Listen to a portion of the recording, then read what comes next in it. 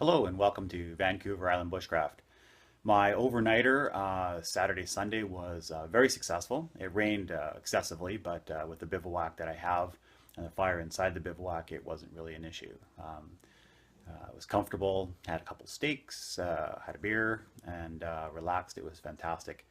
I'm pretty good at bushcraft, but not so good at video or video editing. So unfortunately, all I have video-wise is the walk-in, the bivouac tour, which is I think pretty interesting, and starting the fire with some fatwood, which again is some useful information. After that, I ran out of room on the phone. I didn't think about it. And then that was it. So basically, you guys are going to get only a part of the overnighter. Um, You'll notice in my channel picture on the top, it'll say donate to this channel.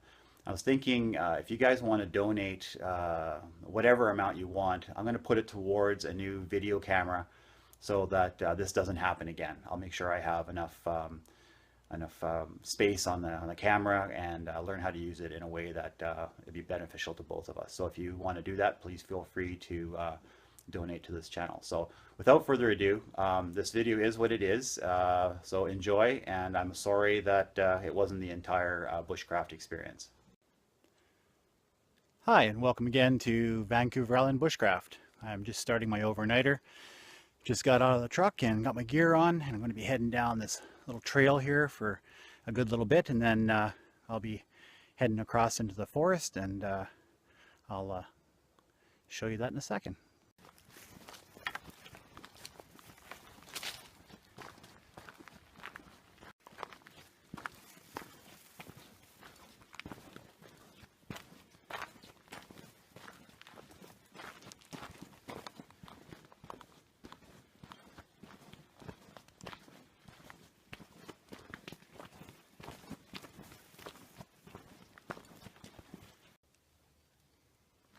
Here's a good sampling here. I was talking about fatwood everywhere in Vancouver Island. Here's a stump right here, and as you can see, it's got this piece sticking out of it, and that's probably about 5 feet high, and that entire area is fatwood. And it's a matter of breaking that off, and we'd have fire for about 2 hours, and it's everywhere here in British Columbia. So I'm just about to go off the road here and head into the woods, and it's really good. It's easy walking, really. It's all moss and third growth trees right here. They've done some logging here, and I'll just keep going here on the path there.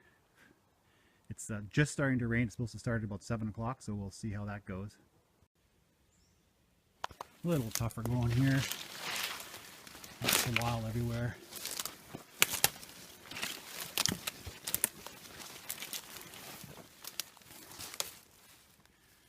There's a stream down there.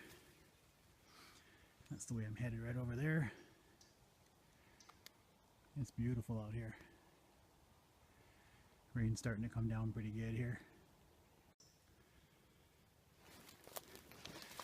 Here's a really good example here of the fatwood situation. It's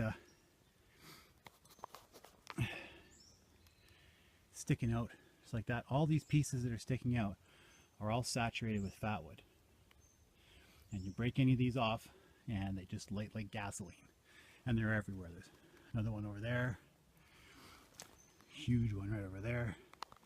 They're pretty much everywhere. Okay, we're coming up onto my bivouac area here.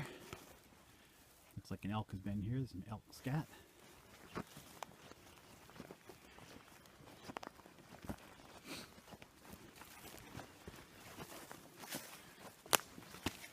We're in a low-lying marsh right now.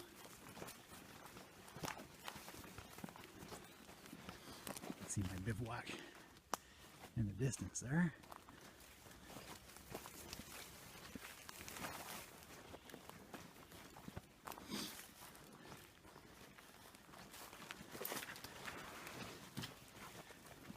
In the wintertime, there's a stream here pretty still water right now, but it's flowing really good. So I built myself a little bridge to go across, so I don't have to jump it each time. Again, ease of use for everything. It's pretty darn important.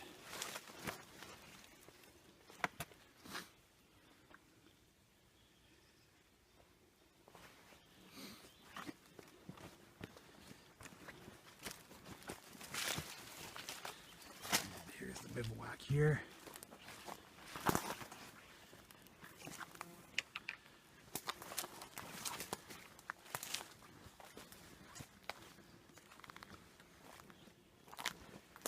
I'm going to go in and take my rucksack and everything off, and then I'll give you guys a tour. Okay, so I've got my rucksack off, and let's give you a little bit of a tour of the entire site here. Okay, so here we are. I'll back up a little bit. Got a couple of tarps up here. Got the firewall. It's my bag I walked in on with. And we got a fair amount of firewood set up. Got a table with my webbing on. And yeah, there's the side.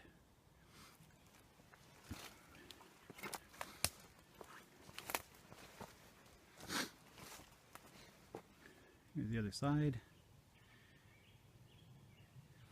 So a couple of things that I wanted to do to make sure that it was comfortable. I'm 6'4", and I can stand up in here no problem. I have probably another 1.5 feet of space here. So what I've used is two 10 by 12 inch tarps, or 10 by 12 foot tarps, sorry. And I have a base wall here, about 2 feet, and then the tarp goes around that and up. And then I have a cross piece right here and another 12 by 10 tarp coming around this way. This allows me to live completely inside out of the rain. My fire pit is right here, and it is just inside the tarp area. So I can have a fire if it's raining, no matter how hard it's raining. You're probably gonna ask yourself why there's a shovel here. Believe it or not, we found a shovel just over there in the swampy area there. I had a friend of mine here, and he was checking stuff out, and he found that shovel, so handy. There's an old trunk. It's about 8 or 9 feet across. You can't really tell on the video, but it's huge. And yeah, so there's the tripod. I built a table so everything is waist height or higher, so that I don't have to bend down very much. The firewood, I replenish it every time I come here, so I have dry wood to start off with and kindling. The bed area is wider than normal, so that I'm not confined. I got a couple of these air mattresses that don't work anymore. I just leave them here so that when people come here, they can sit on something that's comfortable. And that's about it. The back wall, the first tarp and second tarp with the structure, took about 3 hours to do, and the fire pit area with the wall took about 45 minutes to an hour. So all in all, you're looking at 4 or 5 hours for a weatherproof area that you can completely survive inside without feeling confined, and it's comfortable. I don't need to bend down if I don't need to. I can lay down fully. I can spread out.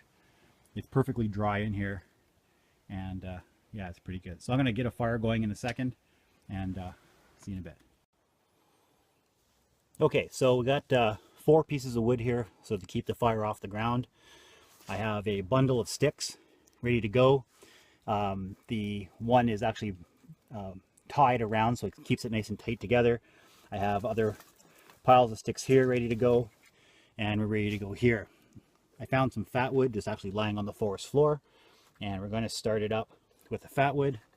Got a couple of pieces of fat wood here. We're going to start up. Once the fat wood is going, we're going to put the sticks on, and then put the other sticks on as we go. So use a fire steel and my knife here, and same as before, we're going to give it a couple of good strikes and then light it.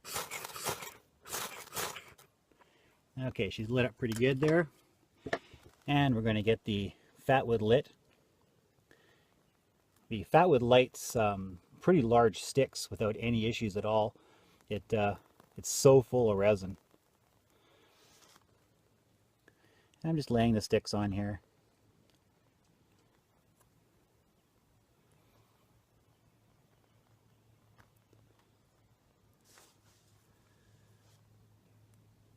This is a very small piece of fat wood. It, I don't know, it was, you saw it was like maybe this big by about the thickness of my finger. And this was on the forest floor, and it's been raining for 3 days. And so this stuff actually feels wet. But the resin in this, it doesn't matter if it's wet or not. The resin just burns anyway. Kind of like oil on water, I guess, kind of idea. I'm going to let this burn for just a couple of minutes. You can see that it's effortless. There's no hurry. I don't have to, you know, build anything weird. It's just, you know, it's a pretty easy way of doing it. So now this bundle that's tied, it's got a pretty good amount of sticks, and we're going to put this on here. We're just going to hold this on here for a second. Let this catch. So you can see now it's getting up pretty good, and that smoke is because these bundles are actually fairly damp. It's dry wood, quote unquote, but it's got a bit of water on it. It's been raining so badly here, but the fire is still burning because the fat wood burns so hot. And once this bundle catches it, we can put some more on. And as you can see now, it's caught pretty good. There's really no issues with keeping it going now. We'll put some more pieces of wood on here. And that's it. That's just a really easy way of starting a fire. You can see this is so wet. It won't even break because it's so wet inside. But the fat wood just dries everything out as it goes. And now the wood on the bottom is drying the wood on the top. And we got a campfire, and there's no issues here whatsoever. I always like to do crisscross for my wood, not teepee style. It burns way better, keeps going, and the teepee style, I find you have to really work at keeping it going. So I've got a couple of drier pieces here, which is nice. And I'm just building. You can keep building as high as you want to go. It's pretty much good to go now. So hopefully you guys have learned something about starting a fire with fat wood. You just scrape the fat wood, light it with a ferro, and put the 3 sizes of wood on. It's that simple. Practice, and you'll be able to get a fire going like this, no problem.